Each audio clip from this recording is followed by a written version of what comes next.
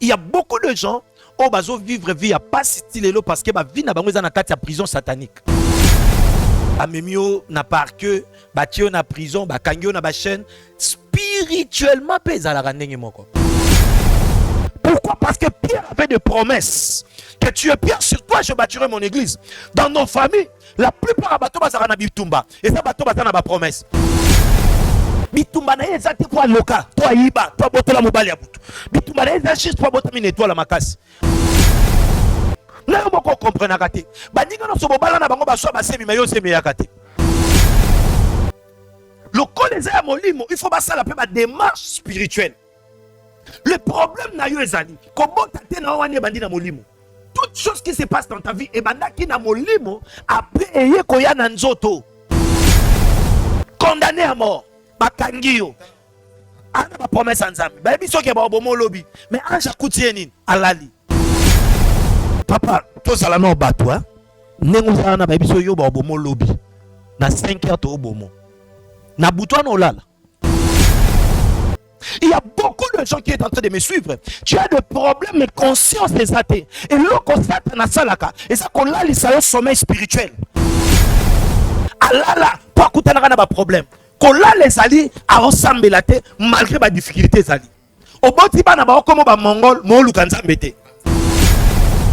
Pourquoi? Parce que tant que yo lali pongi, tant que yo zo sambela te, et ça tant que diable ya ka ko changer ba étoile.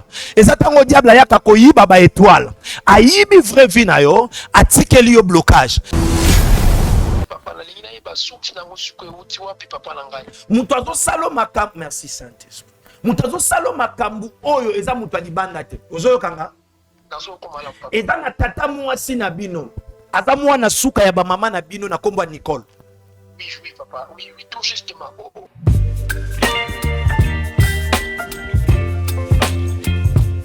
Sala, juste, Yabolingo, pour n'avoir orphelin. Na Orange Monnaie, plus 243 84 701 00 82. Orphelinat, les âmes que pleurent, avenir, Yaba orphelin. Vous allez belé beaucoup de l'émission de partout. Napesi moyini nanga mbote, moyini mbote, moyini bonjour, moyini nanga bonsoir.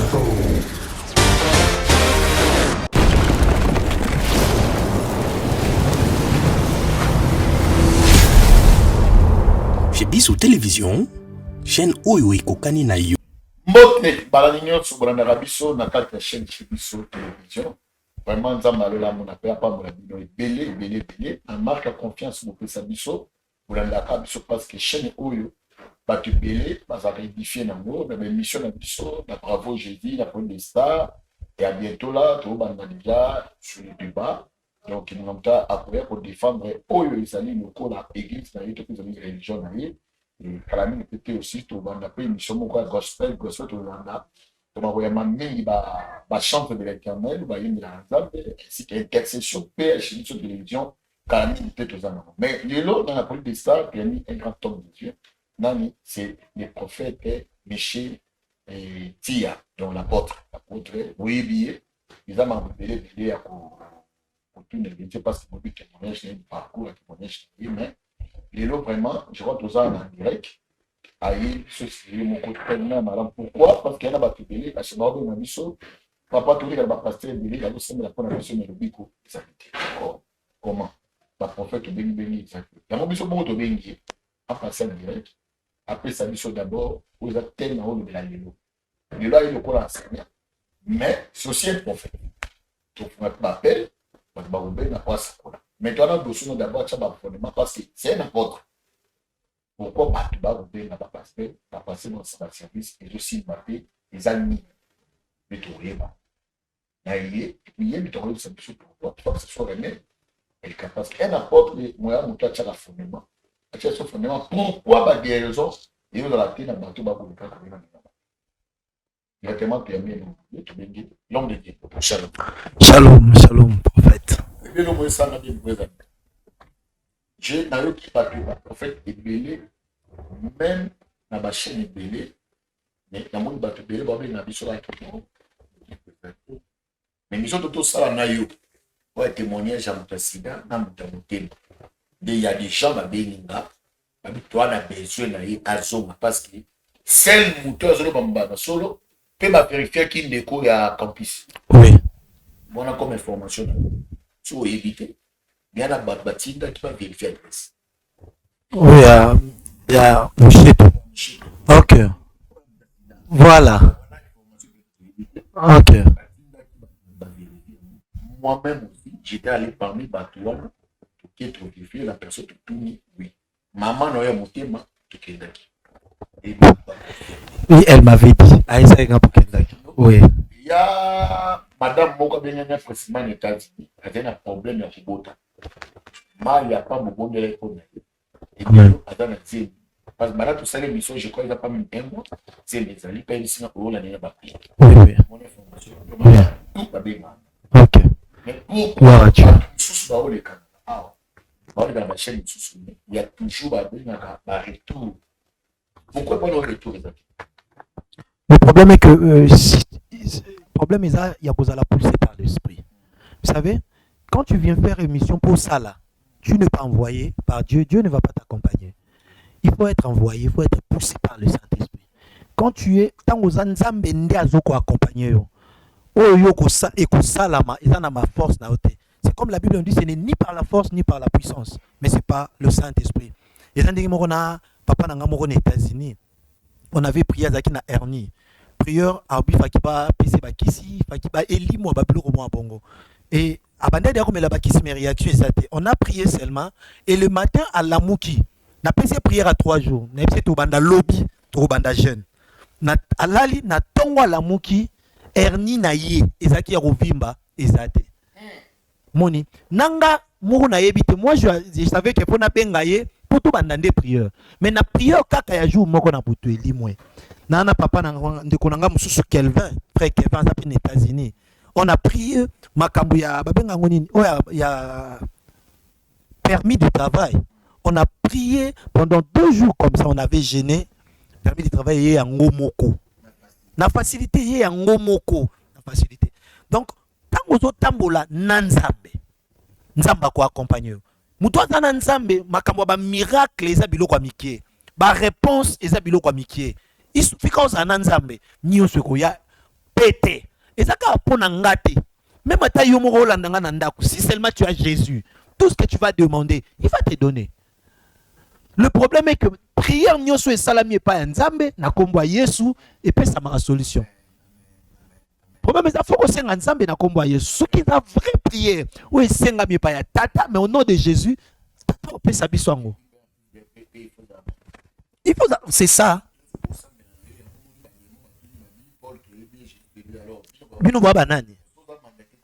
Le problème est ça que il y a des gens qui viennent ici pour na un terme au cop.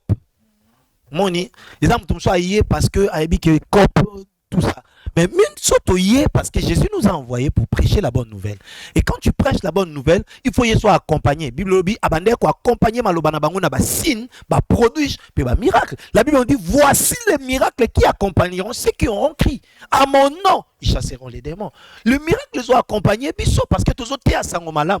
C'est possible yozolandanga obika parce que on prêche Jésus. Là où Jésus est bien prêché, le miracle est possible. En tout cas, on a toujours flatté mon Kenya, parce que moi j'aime la parole. Moi je n'aime pas les miracles, j'aime pas la prophétie. Oui, oui. J'aime la parole parce que la parole était avant la prophétie, la parole était avant aussi les miracles. Et la parole, c'est ça le vrai prophétie par excellence. Amen. Amen. Ok, merci Bando Balani, je crois. Nous avons la parole, nous sommes avec l'apôtre Michel. Mais aujourd'hui, pourquoi il y a beaucoup de gens partout? Ça sort. Papa, chaîne et prière, Matangumba, Zonga, et Salakumba. Mais il y a toujours des blocages. Donc, ils l'ont commencé aussi, mes amis. Il y a un mot de bénéficier. Voilà l'enseignement. Il y a un mot de bénéficiaire. Alors, on va mouquiller et tout tourner la question. Le reste, ça crée. Le reste, ça compassion.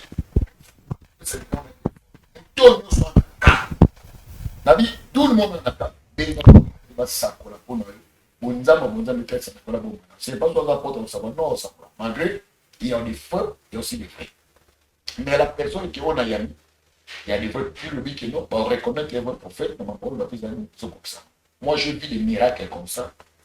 L'église, tout ce que tu fais, c'est bon. Je n'ai jamais retour mon côté de l'apôtre. Je n'ai jamais. Non, en tout cas, papa, ça n'est pas la boîte. Azonga l'issue, papa. Ok. Azonga l'issue. Vous devez aussi aider la personne à ouvrir la chaîne à cette émission. Et mission, ça, il a payé. Là, peut-être dans le moment, ils ont payé. Mission, fait les abattre. Ils ont payé. Pour aider. Mon niveau d'appartenir, papa, les gens ne sont pas papa. Na pesa mon comptable. Na limina ça na bo. Na limina ça na bo. Na ina a défendre la sapé papa. Tout ça na besoin d'enseignement parce que à ça na basement tellement élevé. Na ça limité par rapport au pauvre. Yesu soki d'animateur di mettre en pour là. Na trop parce que moi ça la dit d'animateur di pour que bemba Yesu c'est milité. Donc pour que l'évangile na et faut na la ndakute et dans l'église c'est piment le proche d'alimenter soutenu. Na va d'alimenter bas vous ne dites pas accompagner son malade Jésus Christ. Donc, avec le numéro, ben moko tinakon comment va partenaire, besoin de 1000 personnes pour appartenir. Papa chaque fois monte 100, c'est possible. On laisse pas que Belé va passer mais est-ce qu'on va aller même 10 000 il y a rien du tout dans ta montée. Mais il est là. Et puis il y a un dollar dans on a déjà donné. Vous avez un seul qui est le dans la scène on a mis qui vous avez un stopique. Il y a un dollar dans on y est. Mais pourquoi vous mettez ma classe pour lui pour soumettre Souma pour qu'à ça pour soumettre pour aliater pour aller gagner l'émission à foutre l'émission par semaine aux autres 4-5 fois pour cette émission ma prédication dernière sacola pour que soit bénéficié pour notre besoin que Dieu vous bénisse. C'est ça, c'est ce qui est notre problème. Moni tout ça n'a pas ça tout est. Surtout dans temps où on a besoin de montrer les gens vrai Dieu. Nzambe a solo o tozanaye. Toi on a besoin de bomba nzambe te, peto bomba bola mo nzambe te. Mais le problème est que finance mbongo ezate. Moni awa pour les koyebi on paye combien? Donc toujours futa mbongo ebele pour l'émission moko. Mais batou ba na besoin to leka. Comment est-ce qu'on va venir prêcher tandis qu'on ne paye pas? Et bateau nzambe a simbi mitema, c'est pas seulement obligatoire. Mouton nzamba a simbio na mutemo moni que tu peux nous aider pour toter à sangomalamu et rozali pamboli.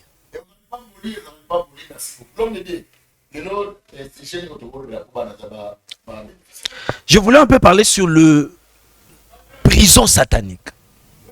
Vous savez, il y a beaucoup de gens qui vont vivre vie à pas style parce que vie na bango na kati ya prison satanique. Omoni ndenge kaka batu bazalaka na boloko bakangi yo, basaleli yo billet de clou, bakotisi yo na prison, bamemi yo na parquet, batie yo na prison, bakangi yo na ba chaîne, spirituellement pe ezalaka ndenge moko. Parce que eloko foto eba eloko nyonso to ezo salamela, eloko moko te koki ko salamela yo physiquement. Soki spirituellement et salamakite. Et loko nyonso tu ebandaka na molimo après ekosuka na njoto. Soki totangi na mukanda ya Actes des Apôtres chapitre 12. Bible lobi na biso Hérode azo continuer ko maltraiter église. Totanga yango rapidement. Actes des Apôtres chapitre 12 tobani na verset 1. La Bible dit vers le même temps, le roi Hérode se mit à maltraiter quelques membres de l'église et il fit mourir par le père Jacques, frère de Jean. Voyant que cela était agréable aux Juifs, il fit encore arrêter Pierre. C'était pendant le jour de pain sans levain. Après l'avoir saisi et jeté en prison, il le mit sous le garde de 4 escortes, de 4 soldats chacune, vers l'intention, s'il vous plaît, chacune avec l'intention de le faire comparaître devant le peuple après la Pâque. Pierre donc était gardé dans la prison et l'église ne cessait d'adresser pour lui des prières à Dieu. Voilà. Oh, la nuit qui précéda le jour où Hérode allait le faire comparaître, Pierre, lié de 2 chaînes, dormait entre les 2 soldats. Waouh! Et là, la Bible nous dit que Pierre, Hérode n'a tawana abandi ko boma bomi Jacques. A sepeli Bible lobi amoni kezo sala bien pa ya bayuda ko boma batu ya église, ba disciple, ba apôtre. Et la Bible nous dit akangi pe Pierre. A bombier parce que ça qui joue à Pâques. A bisi akoboma yeso qui joue à Pâques eleki, nda sala nini? A boma Pierre. Ba koti si Pierre na kati ya boloko. Ba kangi Pierre, ba tche 4 escortes, il y a 4 soldats. Dans la surveillance. Mais ce qui m'étonne, c'est quoi? La Bible nous dit que ba kangi Pierre, c'était dans l'empire romaine. Nathan on est dans il y a empire romaine. Nathan empire romaine ba tomaye le bazaki mingi. Les acquitants ont intelligence, les acquitants tellement macasses. Il y avait des avocats. Si c'était le problème physique, les gens de l'église pouvaient consulter les avocats. Mais la Bible nous dit que les gens de l'église ont compris que makambo eza makambo nzotote. Et ça makambo molimo. Tout le monde avocat. Pour te couper ça mbongo pas avocat. Je veux alimenter kufagité. Azalaki. Yé mutaswa ke bemba Jésus sombeli yango libulu. Alongo lisoni yango. Marie nani de Magdala, Martha Zalaki, Sousa Zalaki, Zalaki, ils pouvaient cotiser de l'argent pour que avocat, Pierre. Pourquoi? Parce que Pierre avait des promesses. Que tu es Pierre, sur toi je bâtirai mon église. Dans nos familles, la plupart des bateaux sont en Bitumba. Et ça, bateau sont en promesse. Du fait que toi les amakasi, Hérode missionnaire au Talarayo. Du fait que toi les amakasi, Bitumba nyo soit équitali colonayo. Et ça n'a pas sebele. Bitumba na yeza te kwa loka to ayiba to botola mobali ya butu bitumba na yeza juste to bota mine to la makasi okomona mutu banda bota ma bitumba na bitumba problème na problème bando bota ma malade na malade baninga nyo na famille ba obala meka yo bala raté baninga nyo na famille ba okola bien mais yo ka ba problème okoma mutu na est-ce que na yaka kotika batu na famille yo to na yaka pe babotanga okomi lo sacrifice ya famille et ça na bana mususu bana nyo ba bota ma bien mais yo bando bota ma malade toujours na malade. Na yo moko comprendre kate baninga no so bobala na bango baswa basemi mais yo semi ya kate baninga no so bobanda démarche à visa baswa ba visa mais yo so ka visa te oyaka kotika mutu te ba disciple bazalaki ebele pour nini ba sepeli ba kanga Pierre parce que Pierre avait de promesses de Dieu katina ye Hérode avait peur que ma promesse soit nekokisama. Le fait que c'était spirituel église défendit babi démarche sur to sali to échouer to sambela. Le collège à Molimo, il faut passer la démarche spirituelle. Le problème n'a eu ezali. Comment t'as na wane bandi na Molimo? Toute chose qui se passe dans ta vie et bandaki na Molimo après eye koya na nzoto. Célibat na wane bandaki spirituel du fait que tu es na kati prison satanique et c'est manifesté na célibat. Et c'est manifesté dans la stérilité. Et c'est manifesté dans le chômage. Et c'est manifesté dans le chômage. Et ça me signe de prison satanique. La Bible nous dit que l'église a adressé des prières à Dieu. Et ange abimi na kati ya prison. Ce qui m'étonne, c'est quoi? Malgré ange abimi, pour abimi sa Pierre, Pierre Barbomo lobby, condamné à mort. Bakangio. Ana ba promesse ensemble. Ba biso ke Barbomo lobby. Mais ange akutieni alali. Yo papa to sala no batwa nengo sana ba biso yo ba obomo lobby na 5 heures to obomo na butwa no lala ba biso ke ba obomo olala te parce que insomnie o raisonner na otika boye non ça mais Pierre dormait. C'est ce qu'on appelle l'envoûtement. Oui, comment est-ce que yo ba oboma yo molali par rapport à la promesse ensemble l'équipe dans silence non. Ce n'était pas par rapport. Ce qui il avait la promesse de Dieu kokola la poni mais église linga sambelati. Benga ba Pierre wana na ba promesse nzambe totika nzambe aokita. Église priait mais lui-même encore le problème. Conscience des athées alali. Il y a beaucoup de gens qui sont en train de me suivre. Tu as des problèmes de conscience des athées. Et là, on constate na salaka. Et ça, qu'on a le sommeil spirituel. Qu'on y a envie de prier. Qu'on y a confiance à maloba nzambe. Qu'on y a foi na yo. Un chrétien sans foi, vaut mieux à nous mpagam. Vaut mieux à nous. Il y a beaucoup de gens comme ça, papa Eric. Moutata a un problème tellement sérieux. Mais au moment où on a Pierre à l'année, on a dit, on ne sait pas moutoise de l'andanga. Ba problème est à bota te amona ke baninga nyoso babala babota mais yeba na ba ya tolia lukanzambe abaye alali spirituellement alali on a benga kutu prophète wana ya landelinga ba prière te na baye nanga spongi tu es sous l'envoûtement pour Le diable est en train même d'utiliser les prophètes. Il est en train même d'utiliser les hommes de Dieu. Il y a beaucoup de chrétiens à l'ala pour écouter un faux prophète. À l'ala pour écouter un apôtre Amabé. À l'ala pour écouter un problème. Quand là les alliés à ensemble malgré les difficultés alliés. Au bout de bana ba comme ba mongol mo lukanza mbete. Sida yango ane tele million na nzoto okoko lukanza mbete. Oyo kamate moyo benga lisusu ezate parce que on lali pongi. Puis lali. Mais Bible le bien bisonine. Na Roi chapitre 3 verset 16. La Bible dit il y avait deux femmes qui dormaient dans une même maison.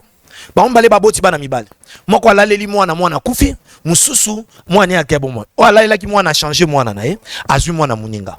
Et tant azui mwana muninga la Bible dit au milieu de la nuit a changé mwana. Le matin, tant wana muso alamuki, elle regarda son fils attentivement. Atali penda bia monike o aza mwana ngate. Voilà. Nabutu alala ki. Non. Le matin. Attends moi bien. Vie na yo bien. O comprendre que vie oyo sa nango. Eza vie na ote. Tala libala na yo bien. O comprendre que makambo ezo sala na libala na yo. Eza yango te. Musala na yo bien o comprendre que yo vie ozo le ki seza bien te. Eza te bele soko tali vie na yo. O remarquer que vie wana eza ya yo te. Eza vie ya mutu musunde bacheyo.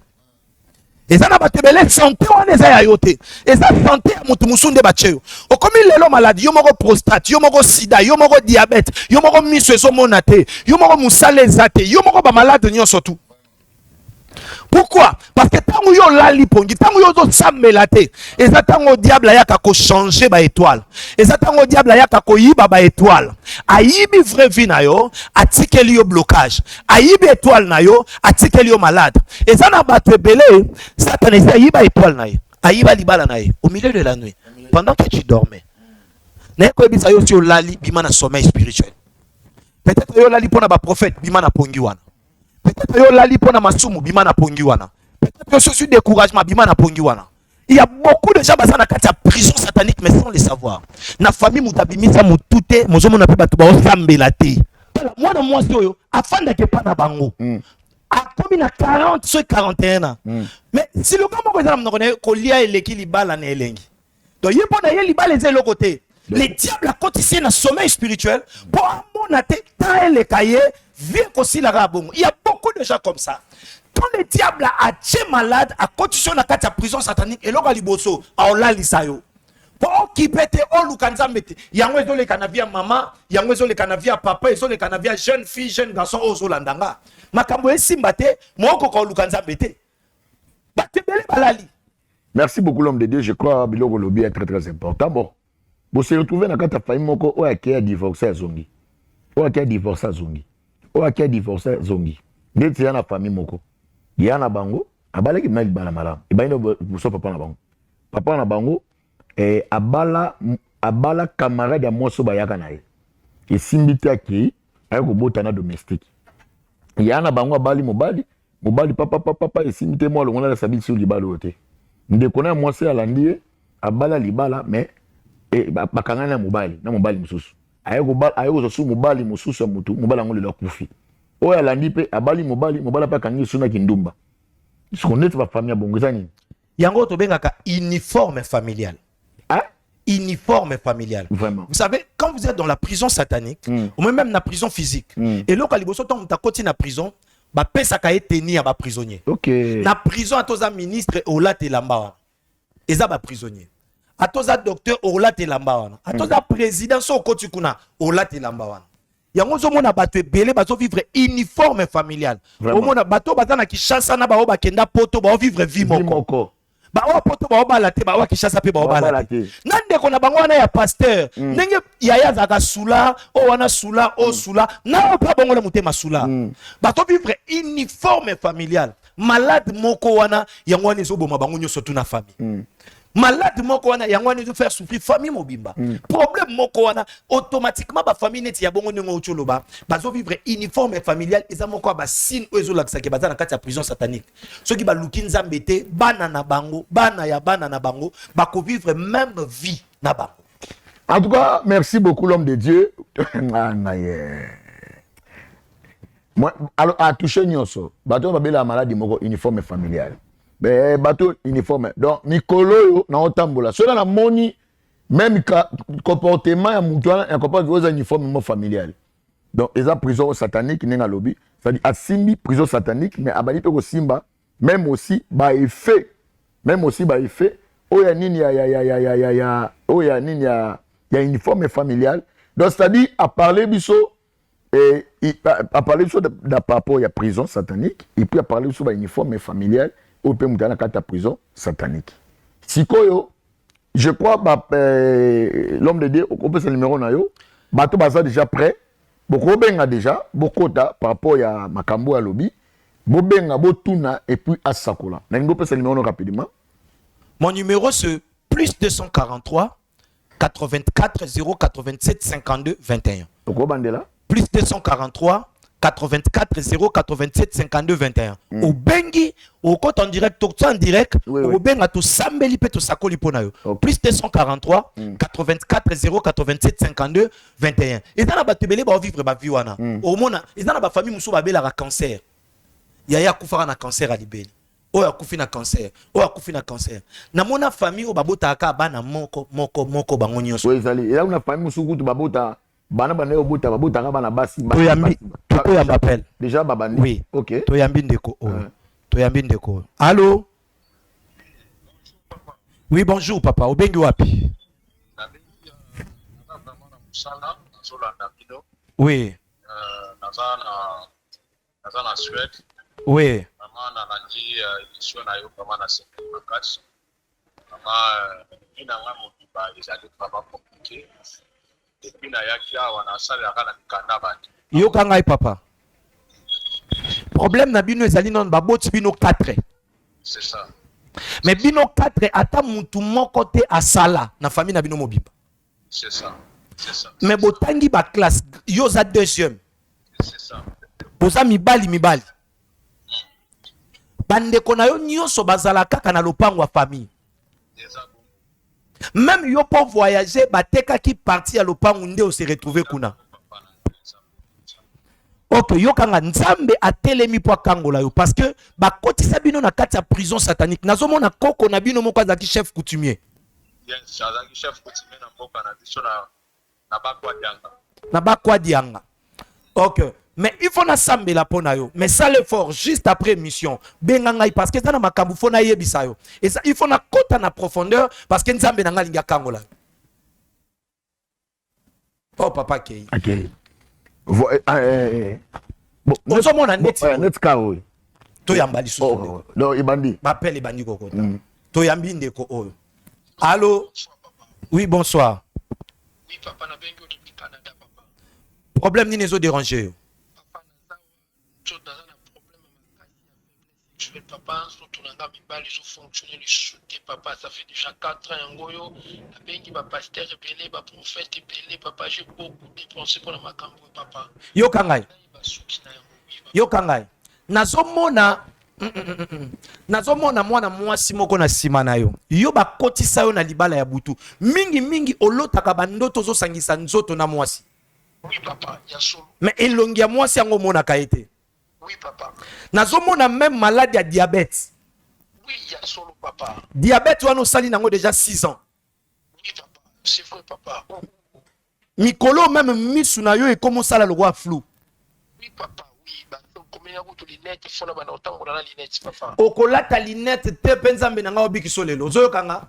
Amen papa. Zwa kaka bouteille ya mai, ozu bouteille ya mai juste après émission bengingai, je vais prier pour toi et le ciel sera ouvert.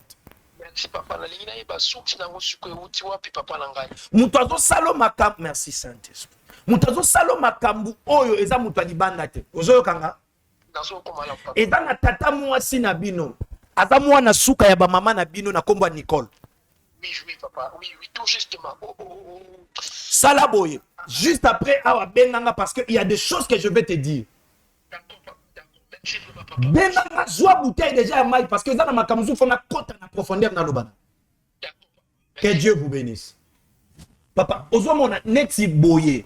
Thomas non na première moto benga ki liboso bana kenda so da sala ba mikanda bateau et puis bakaya boyeza tellement ebele omoni mutu banda voyager azo sala mikanda ya ye moko moya sala la mukanda moya azwa mukanda ye mo ezate pona nini parce que déjà na famille bakota bango na prison satanique babota mi 4 mais mutu moya sala ezate batangi ba classe bakomi même ba licencié mais mutu abimezate ye moko pour voyager bateki lopango bateki ndamba lopango mais ake croyant qu'il y a koki ko zongisa moya zongisa ezate po ye moko ko sala te quand vous êtes dans la prison satanique oko kimate donc faut dans la wana ato voyager oko vivre na kati ya prison makambo ndeko no vivre yango yo poko vivre vraiment numéro prophète est plus 243 84 0 87 52 21 au benyo okota bappel les okota tellement ebele merci na WhatsApp vraiment bappel les a tellement ebele vraiment oh c'est bappel allô bappel normal les okata ya WhatsApp ah d'accord donc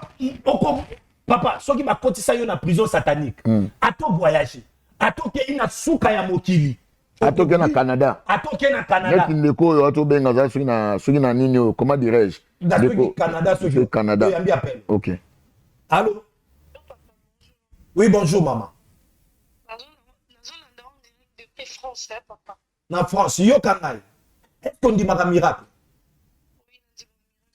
pendant que zo benga na moni yo na problème on dirait ya mabota exactement papa mais oyo kaka eloko moko etambola ko juste na bas ventre na yo au sali déjà 9 mois ba règle na yo ekangami même na mobali na yo na ndako bokomi na ba problème sérieux parce que koti même makele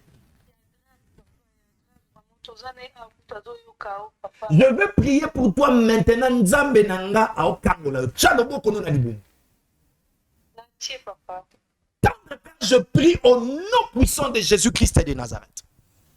Yo démon o ba kotisa na libumu yo. Et si ka nyonso bateka mabota na récupérer yango oko régler moto ya libumu ekota na corps moto ya nzambe ekota na corps na âme esprit na yo.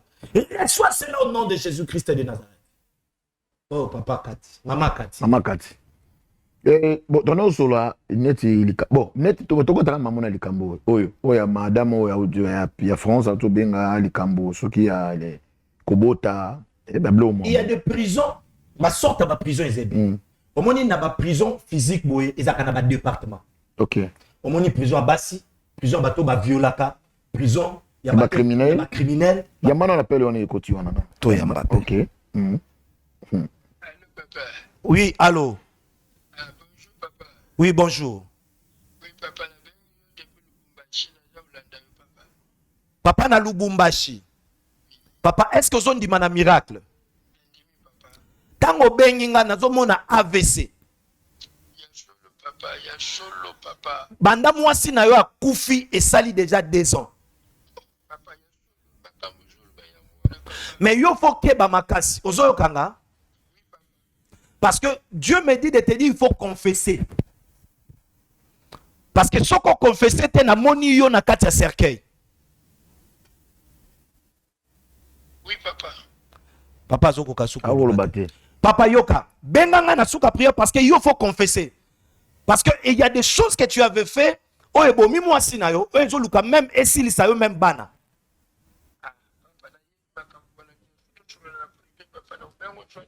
Na privé. OK. Que Dieu te bénisse. Que Dieu te bénisse. Nzamba pa molabis. OK. Comme papa to kota ngote, vu qu'il faut sur privé, je crois. Bandeko bazobenga, je crois c'est dernier appel parce que les TV ils attendent et si après émission, beaucoup de gens benga la porte Miché pour à koba quand même et à ko yamba bino et puis à sola bino à la profondeur les émissions c'est ça TV en attendant je crois au yamba yasuka.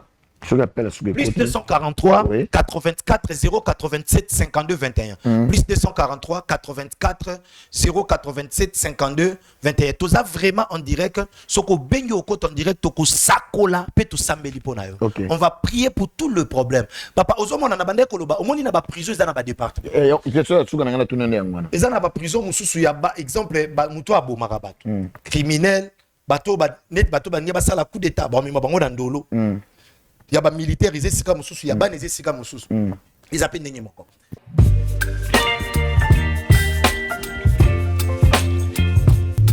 Sala juste ya bolingo pour na ba orphelin. Na Orange Money, plus 243 84 701 00 82. Orphelinat, les âmes que pleurent, avenir Yaba Orphelin. En tout cas, je crois, toujours souka a. C'est qu'il faut tout kanganan, moi, qu'il soit tout petit, tout tcha vibreur. Oui. Toujours souka a déterminé biso, ma prisonnier zali, et puis asuki. À l'émission, Yolanda, Deskoto, Akouya, Sabiso, quelles sont des choses qui se passent dans la prison? À parler sur concernant les surveillants, et puis quel esprit il y a dans la prison, d'abord physique et puis spirituel. Mais la Sabiso, non, il y a une prison de monnaie Kolobana. Voilà, la prison, il y a un département. Oui. Mineur, il y a ici comme on a majeur. Moi, si il y a ici comme on a mibalité. Criminel, il y a ici comme on a détourné mbongote. Voilà. Mutu asimba minduki bakocha esika moko na kulu na te.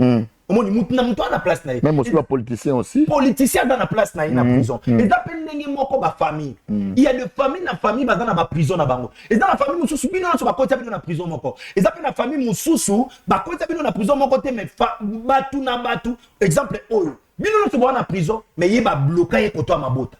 O ba bloquer na santé. O mona mutu moko lelo ba opérer qui tout on a ba opérer libérer tout on a ba opérer mutema tout on a ba opérer boy au juste aux anyama to zanani mais chose étrange au mona mutu ba opérer bongo a mona normal dans sommeil sous l'avontement et là quoi liboso pour comprendre qu'on a quatre prison au mona que makambo marché bien mais on occupé monter on négligeant il y a bon remarqué mutu obéla mais pas même la prophète. C'est ce que le diable va faire. Le diable va te montrer qu'il y a un blague. C'est ce qu'il avait fait aussi à Bartimée.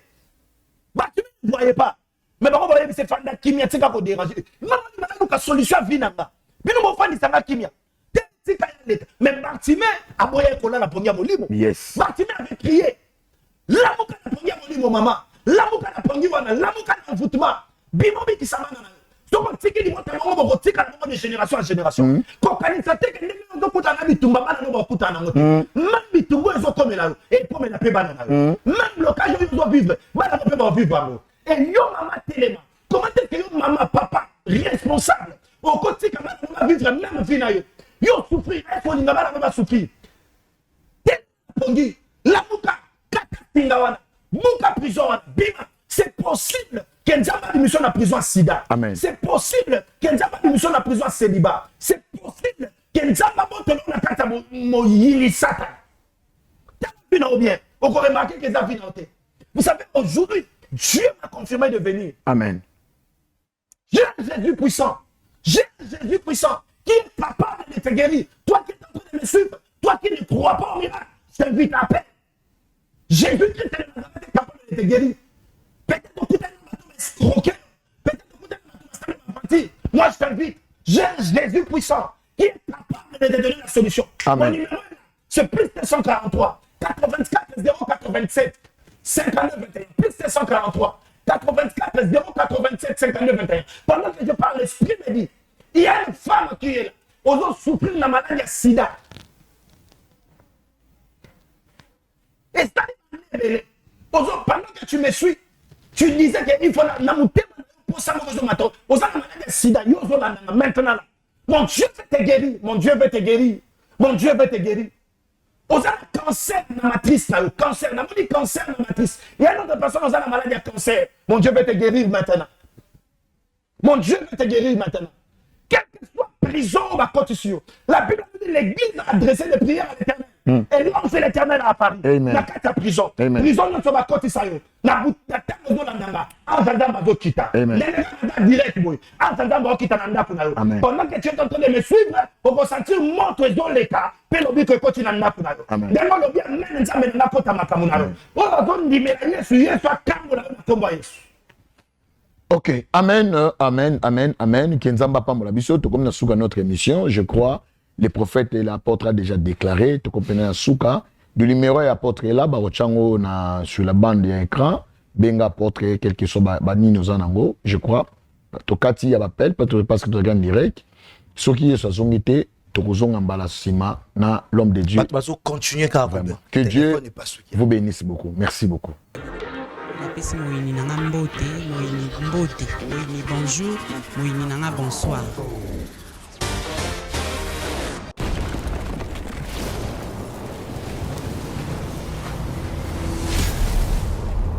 Chez Biso Télévision, chaîne Oyo Kokani na yo.